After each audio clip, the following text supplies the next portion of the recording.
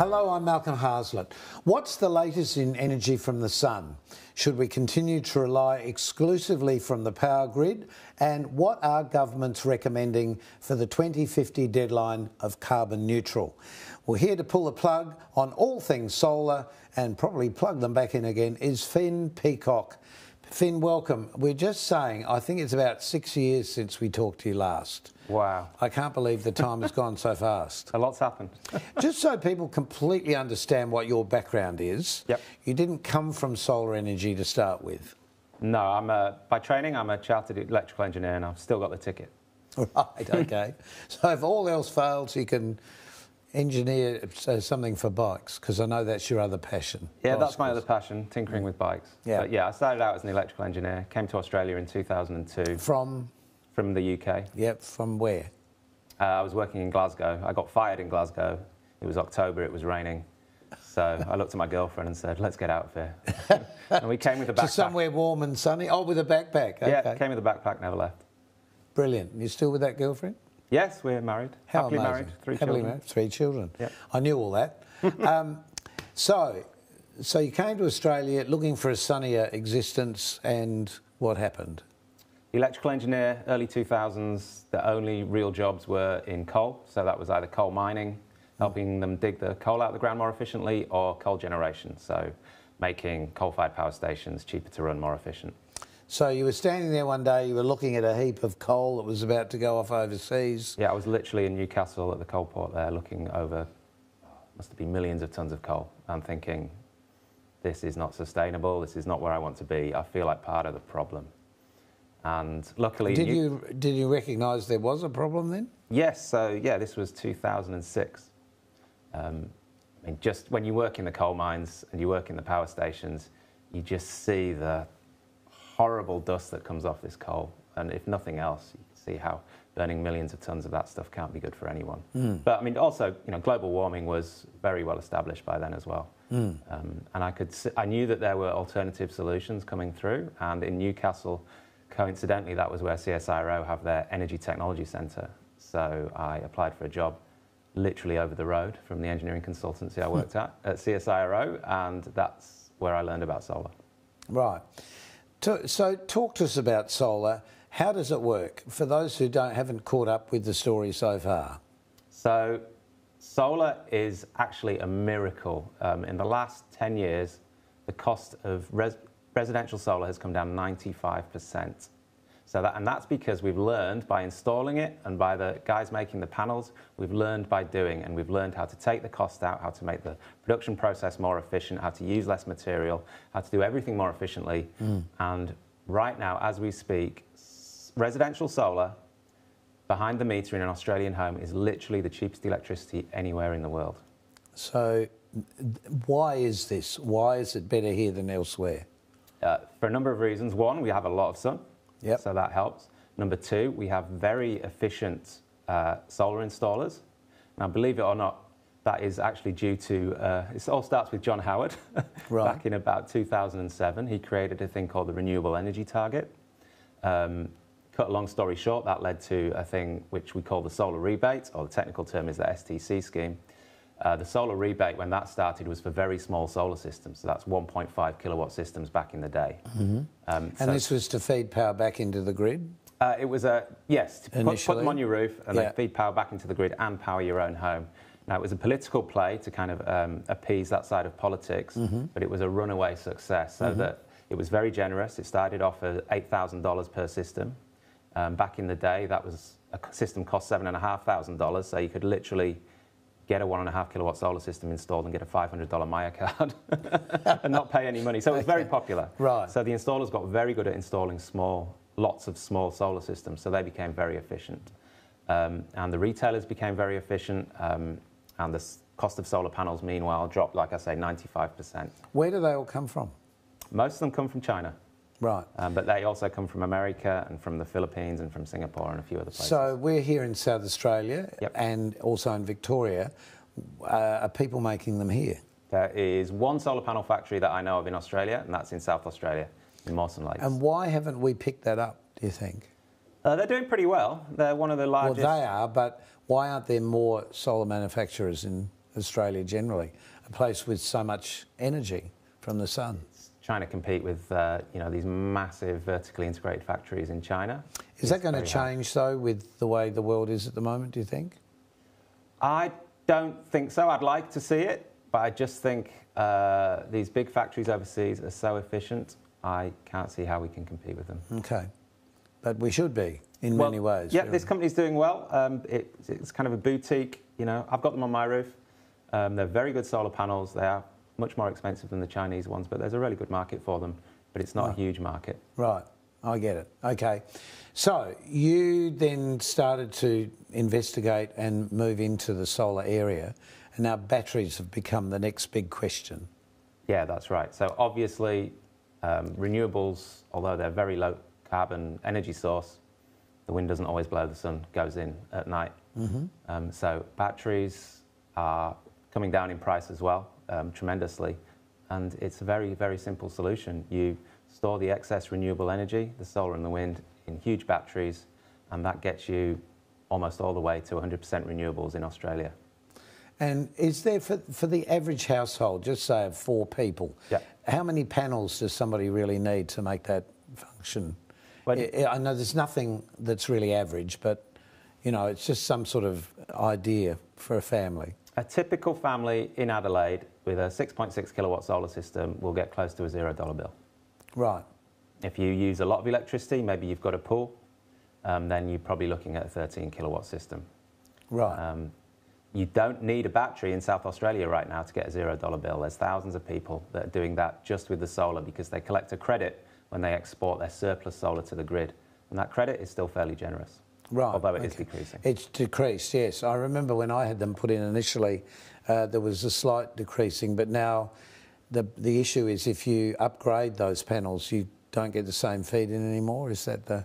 Oh, so you're talking about the really old, what's called the premium feed-in tariff that stopped many, many years ago. That would have been mine, yes. Yep, now that goes till 2028, and that is 50 or 60 cents per kilowatt hour exported into the grid.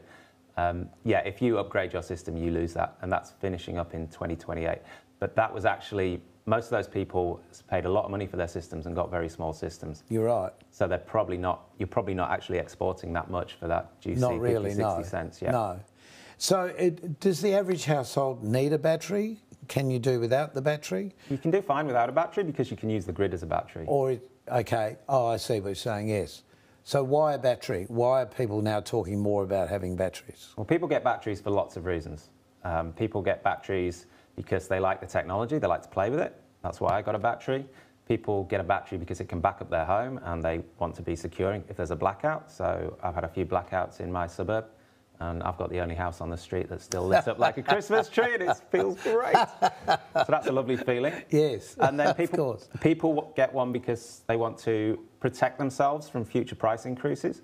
If you have a battery and you hardly use any electricity from the grid because you can store it and use it at night, and suddenly all this talk about electricity prices going up, you don't care because you import almost nothing from the grid. So people do that as well. The problem with batteries is home batteries are still frustratingly expensive. So the payback, if you're only buying them to save money, is many decades generally. Right. But it is getting better. Right. So could you get batteries after the event when they're cheaper if you felt that was the way you needed to go? Yeah, you can add a battery to any solar system that's been installed in Australia. At any time? Yeah, you can retrofit them. And the advantage of a battery is purely so that if there was a blackout, you wouldn't be? Or... That's one big advantage. Yep. You've got to be careful if you're buying a battery and you want backup because not all batteries give backup. So you've got to say to the installer, well, the salesperson or the installer, if that's who's selling you the system, I want my battery to back up the house. So you've got to be very clear on that because not all batteries do. But that is a properly installed system. That's a big advantage. Right. The other advantage is it will bring your bill down.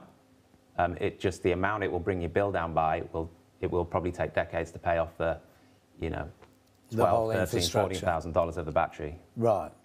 Okay. To give you some context, a $12,000 battery will store about $4 worth of electricity. How much? $4. $4? Yeah. So you've got to charge it and discharge it many, many times for it to pay for itself. Oh, I see what you're saying, yes. Yep. Yeah, now I get it, yep. Yeah. Okay, so what's the future, do you think? Are governments really going to make this happen, or is it going to be really private enterprise and households changing their opinion? It will happen. Sorry, this is the 2050 cut-off point for carbon. Yeah, so it will happen anyway because it has to happen, and it will happen because the economics are so compelling. So battery prices are coming down. The cost of home batteries is frustratingly high at the moment. Right. But the cost of big grid-connected batteries, these enormous ones like you see in Victoria and are getting built at quite a clip in Australia, that's coming right down. The cost of batteries in cars is coming down really, really quickly. Soon we'll have a fleet of cars. 2% of cars sold in Australia at the moment are electric. If that reaches, if we get to 15% of the vehicle fleet are electric, and those cars can pump power into the grid as well as take it out of the grid, that would be bigger than any power station in Australia. When you think of it, yes, in those terms. Well, look, we're going to take a short break and we'll be back in just a tick with a lot more questions with Finn.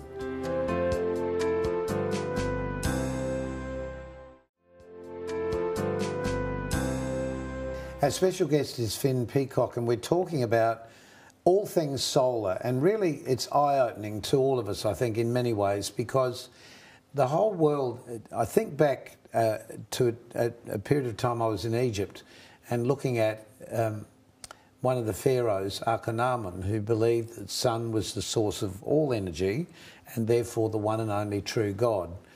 And in today's generation, he was clearly ahead of his time, but not quite knowing what he meant. But he actually did mean exactly what the sun is, because without the sun, we wouldn't be. Everything comes from the sun. You know, the photosynthesis in the plants breaks down and becomes the fossil fuels. So it's amazing when you think back that we've been conscious of this, but we haven't really known how to use it, I guess. We haven't, as humans, known how to use it. Well, the exciting thing is we're at a point in history where we have harnessed the sun, and all the technology exists to go fully renewable. So that's solar, wind, batteries, hydro. Right. So we know that obviously there are big businesses that are fighting against this. Yep. So who's going to make this happen? Is it a generational change, do you think? I think raw economics will make it happen, but we can't afford to wait. We need to accelerate it. So we need the government to nudge things with incentives, and we need them to stop protecting the incumbents. Because if people change over, like manufacture the panels even in Australia, would that sort of compensate for the loss of the fossil fuel business that they're obviously trying to protect? There's more jobs in renewables and something we haven't talked about, which is electrifying everything, than there is in the fossil fuel industry in Australia. Let's talk about electrifying everything. By that, clearly in South Australia, we've had this slow turnaround in our train services and most of the public transport services. How much further can we go? We need to electrify everything, and the beauty of electrifying everything is that creates a sudden 30 to 40% drop in electricity demand, because things that are electrically powered are more efficient than things that are gas powered. So, for example, an electric car uses way less primary energy than a petrol or a diesel car, because an electric motor is so much more efficient than a petrol motor. So you actually need less primary energy. Another example is heating. An electric heat pump is 3 to 4 times more efficient in terms of primary energy than a gas heater. So if we convert all our heating to heat pumps, we suddenly need a lot less primary energy, and it's totally feasible to generate all that from solar, wind, batteries, hydro. All right. Now, clearly, you've been absolutely converted to this for a very long time. Yes. Are you finding the general public are starting to tune into this more? Slowly, but it's too slowly. I don't think people see the urgency. If we look at all the machines that exist in the world today that are fossil fuel powered, so cars, boilers, power stations. When you talk about boilers, you're talking about in the UK, for example. Yep. Because hot water systems. Yeah, everyone's got a hot water system that heats the house, basically. Yeah, through the radiators. Everything that uses gas or fuel or coal or anything, if we run all the machines that currently exist to the end of their life, we will blow past 2 degrees of warming. And that is catastrophic for the world. So first thing we need to do is, when we're replacing machines, make sure they're electric, because if they're electric, they can be run off electricity, which can be zero carbon. And smaller, I would imagine. Yes, smaller, more efficient, and an enormous amount of jobs converting everything to electric. Yep. It's a furphy that there's going to be less jobs in a renewably powered future. There's going to be more jobs. Well, it's education, Finn, and literally having somebody like you on the program who's been working with this for so long, you have no vested interest as such. This is just pure facts. People say, oh, you're only pro-solar because you work in the solar industry, but they're putting the cart before the horse. I was working in coal, and it paid a very nice wage, and I took a big risk to jump into solar, back when there wasn't really much of a solar industry, because I could see that was talking about it. That was where we needed to go. Yeah. So with future governments, some are talking about the fact that the general public is going to make the change because it'll be more cost efficient in the end. Do you feel that the public are going to move fast enough with this? It's all right to say they should, but are there signs that they already are? I'm optimistic about the technology because I know it's possible. Yep. I'm pessimistic about the sense of urgency. Is it because we all just move too slowly? We're not, we're more concerned about putting the trash out sort of thing, or making the food, or we're not thinking where that's going, or what's happening to that. I think because we're all so stressed to earn a living, to pay for example, the $2 a litre of diesel. Yeah. We haven't got time to see the big picture, which is right now you can buy a nice family car that's electric for $45,000. Okay, but for $45,000, so you could buy a cheaper petrol-run car and be constantly putting petrol in there over the next, say, 10 years. Yep. When you did the sums for that, it would be cheaper to buy the electricity car in the first instance. It depends how long you have the car, but yes. But the good news is that by 2025, a lot of people are very confident that electric cars will be cheaper to buy up front than the equivalent petrol or diesel, because they are simpler machines. There's not as much. And it comes down to the cost of the batteries. There's no combustion engine to make in the first place. No, there's an electric motor which requires no maintenance. Yeah. And it's a very simple So device. I guess car enthusiasts be thinking, and those who repair cars, well, that's going to put us out of business. So is this just part of the world changing? Like, before people could read, you had to hear, then suddenly people could read. When television first came, you would have to go out for entertainment if you wanted to be entertained at all. You go to a theatre or, to a club or something or other. Then television came, we could do all this in our homes. Yep. The world has constantly been changing. This change, are we educating enough our young people, do you think, the need for the change? No, we're not, and we need to accelerate that. How would we best do that, do you think? We need a vision, and we need to think, what do we need? And we need to start now. So we need to train people up on, we need an enormous amount of tradies to swap out all the heating for heat pumps, to swap out all the water heating for electric heat pumps. We need to start training the tradies. Yeah, we need to start training the motor mechanics how to service and fix electric vehicles, because Is that happening? Nothing like the speed it needs to. Right. Everyone's I suppose nothing like those who know already how to fix it's exponential change. It's going to change exponentially, and everyone's going to get caught off guard. So we need to start doing that now. As soon as the equivalent electric car is cheaper than the equivalent petrol car, no one's going to be buying petrol cars apart from for very specialist or heritage reasons. And no one's going to be putting in coal-fired power stations anymore. That's right. gas-fired power stations, or this new hydrogen push that's happened politically in the last few years. What's the story with hydrogen? Hydrogen is a distraction from what we really need to do. There are plenty of politicians out there that love the idea of hydrogen because they can visualise it going into a barrel like oil, or being put in a ship and being exported to the world. Hydrogen is a complete distraction for generating electricity. It's basic thermodynamics. If you lose 2/3 of the energy between making the hydrogen and generating the electricity in the hydrogen power station. It's pointless, really, isn't it? It's a complete waste of time. Hydrogen has its uses. It has its uses for making fertilizer. That's a brilliant one. It has its uses possibly for aviation, possibly for really long-haul transport.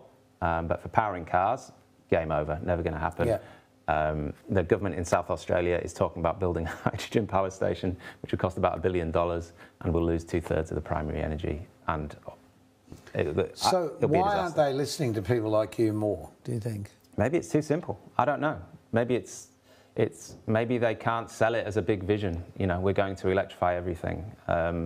They like the thought of a big hydrogen power station. Hydrogen's sexy, it's new, and technology isn't quite there to do it, so they can sell a dream. But surely the dream would be what's up there already, the sun. Yeah. Yeah. Yes. Okay, let's talk about you from a different perspective. Last time you came and did the program, you arrived after, how long was it? About 3/4 of an hour to an hour riding your bike out here, which is essentially all uphill, as I recall. Something like that, yeah. Yeah. So you became the other side of your passion has been tinkering with, well, pedal power, is that? I like riding bikes, and I like tinkering with bikes, and I like making stuff in my garage. It's the engineer in me. I've had a online business for well over a decade, and I'm missing getting my hands on stuff. Do your children all have bikes? Yes. And are they as keen as you are? No, unfortunately. Daddy's going riding. Oh, do we have to go? I've got 2 teenage girls. They don't ride much anymore, unfortunately. But my son, who's also a teenager, he cycles to school, and we went mountain biking up in Melrose last week. So, what is the attraction with the bike? What is the attraction with a bike? It's one of the best feelings in the world. It keeps you fit. It makes you happy. Why? Is it the fresh air in your face? It's the fresh air. It's the endorphins. So when I got my first job, I was very lucky that I was so poor I couldn't afford a car. So that forced me to cycle 17 Ks, I think, each way, and forced to do it in the UK. Literally in the cold, whether in the it's snow, raining or snowing or whatever, and I was so lucky because that got me into the habit of doing it and made me realise that it made me happy, it made me healthy, and it saved me an enormous amount of money. I guess it does. Look, there's a little bit more we'll talk to Finn about when we come back. We'll see you in a moment.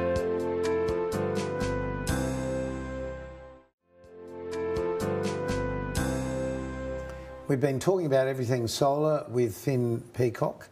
Finn, the future, we've just talked about you riding bikes and you being your own energy, but the future of energy is clearly what everyone's talking about at the moment. How is it going to affect, if we're making energy on our roof, you know, flowing back into the grid, and how's it going to affect the grid? We will need to invest in upgrades to the grid, parts of the grid, but it will be very cost effective. So all the technology exists. Right.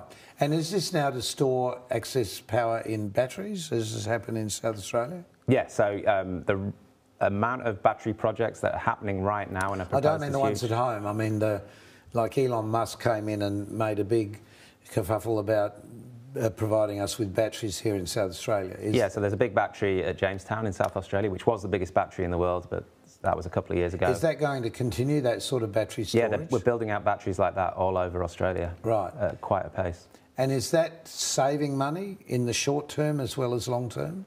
So yeah, it's supporting the grid because it's the fastest acting energy source on the grid. In microseconds, it can kick in to support the grid if there's a problem. Right. And it's saving money by storing renewable energy when there's too much of it and pumping it into the grid when it needs more.